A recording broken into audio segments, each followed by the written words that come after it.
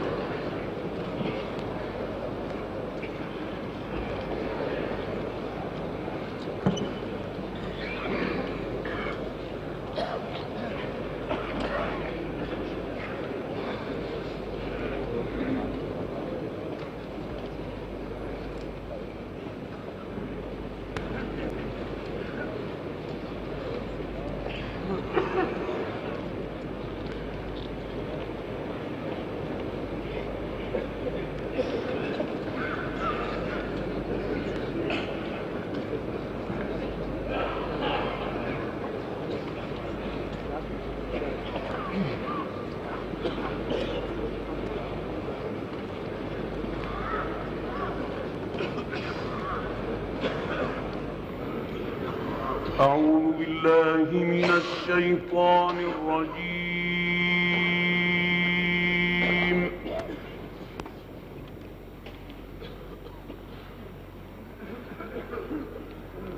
بسم الله الرحمن الرحيم.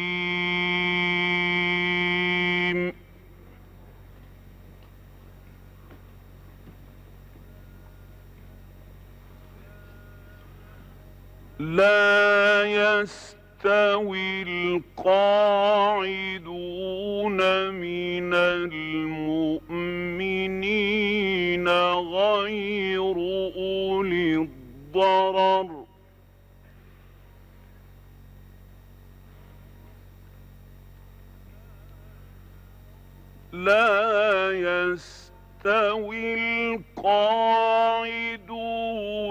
من المؤمنين غير أولي الضرر والمجاهدون في سبيل الله بأموالهم وأنفسهم.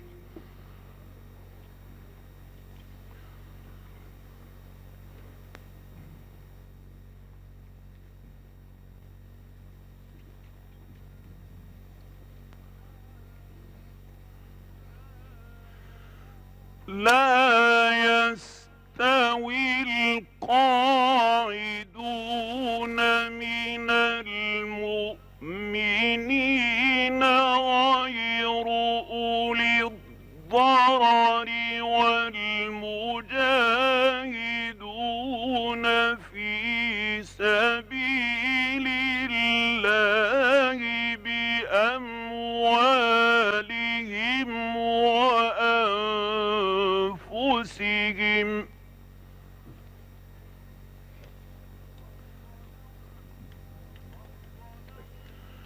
فضل الله المجاهدين بأموالهم وأنفسهم على القاعدين درجة.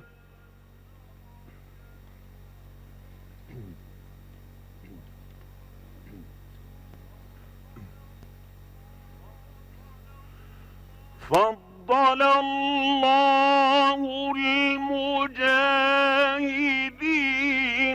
بأموالهم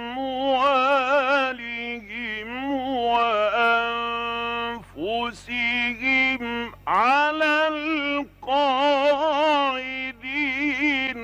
درجة.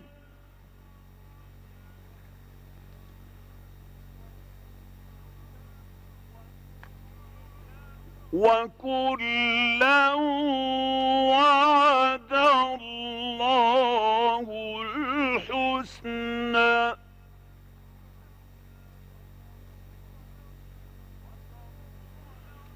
وفضل الله المجاهدين على القاعدين أجرا عظيما.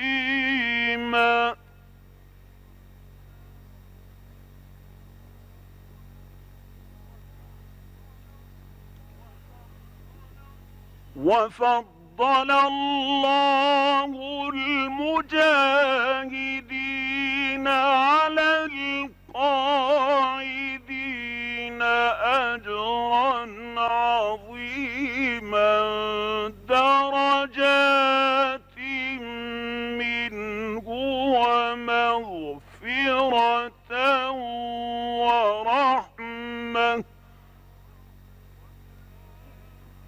وكان الله غفورا رحيما. صدق الله العظيم.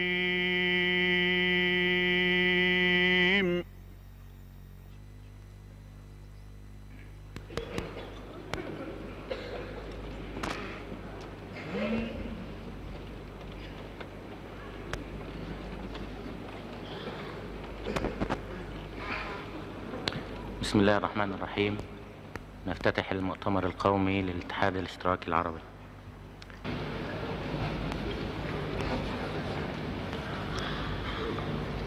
أيها الإخوة المواطنون أعضاء المؤتمر القومي العام للاتحاد الاشتراكي العربي، يعود مؤتمركم الآن إلى دورته الثانية تطبيقا لما نص عليه بيان 30 مارس بأن يظل المؤتمر القومي المنتخب للاتحاد الاشتراكي العربي قائما إلى ما بعد إزالة آثار العدوان، ويعقد دورة عامة بكامل هيئته في كل 3 شهور لكي يتابع مراحل النضال ويوجهها ويصدر في شأنها ما يراه. ومع أن جدول أعمال هذه الدورة من دورات المؤتمر حافل بالعديد من المسائل، فإن المسألة الأولى بحكم بيان 30 مارس والمسألة الأولى بحكم اهتمام الجماهير التي تلح عليها قضية واحدة ليس هناك شاغل قبلها، هي قضية النضال الشامل لشعبنا وأمتنا من أجل استعادة الحقوق وتثبيتها ومن أجل تحرير الأرض وتكريمها.